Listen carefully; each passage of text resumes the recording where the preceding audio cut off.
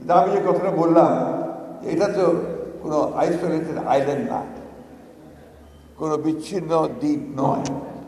এই দেশ যা, এই দেশের কাঠামো যা, এই দেশের আমরা যারা সরকারে আছি বা সরকারে নেই, বিরোধী দলে আছি, যারা সাংবাদিক করছি, সব মিলিয়েই কিন্তু আমরা। সেই জন্যে আমার কাছে মনে হয় যে শুধু সংস্কার যদি আমরা হৃদয়ে ধারণ না করি, মনের মধ্যে না নিই, পরিবর্তন করতে না চাই, তাহলে এইভাবে সংস্কার কতটুকু সম্ভব হবে আমি জানি না।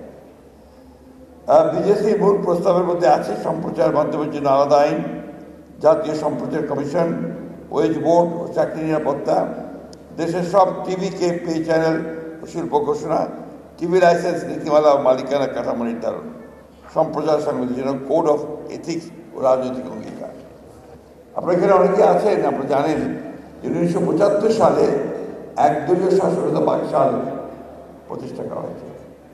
সমস্ত পত্রিকাগুলোকে বন্ধ করে দেওয়া হয়েছিল, মাত্র 4টি পত্রিকা ছাড়া। সেই পত্রিকাগুলো সরকারি নিয়ন্ত্রণে চলছিল। এই অবস্থা থেকে শহীদ প্রেসিডেন্ট জিয়াউর রহমান তিনি যখন রাষ্ট্রপতি দায়িত্ব এসেছেন, তখন কিন্তু তিনি একটা মুক্ত সংবাদপত্রের ব্যবস্থা করেছেন, স্বাধীন সংবাদপত্রের ব্যবস্থা করেছেন।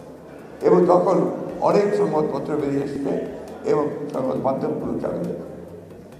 আমরা পরবর্তীকালে দেখেছি যে বিএনপি যখনই রাষ্ট্র পরিচালনার দায়িত্বে এসছে, তখনই এই গণমাধ্যমকে উন্নত করবার জন্যে বা তাকে উপযোগী করে তোলার জন্যে অনেকগুলো ব্যবস্থা নিয়েছে।